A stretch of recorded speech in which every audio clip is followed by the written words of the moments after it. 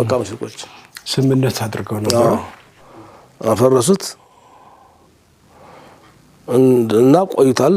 ወደ 8 አመት ሆኖታል እየፈረሰ ካለ በሁለት አመት ነው ያፈረሱት ገና በዚህ መካከል ከመካ አንድ ሴት ትመጣለች ዘፋኝ ነበረች ሳራ ትባላለች ከኑዳም ይሏታል ማን ይሏታል ሳራና ከኑድ ሳራም ይሏታል እና ዘፋኝ ነች መካ ውስጥ ነብዩ ሰለላሁ ዐለይሂ ወሰለም መካን ሊዘምቱ አገራቸውን ነፃ ሊያወጡ በሚዘጋጁበት ሰዓት መጣች ለሷሃቦቿ ነግረዋል ዱዓም አድርገዋል ይሄ ሚስጥር ፖለቲካዊ ሚስጥር ነው ለማንም ወራት የለበትም አዳራ ብለዋል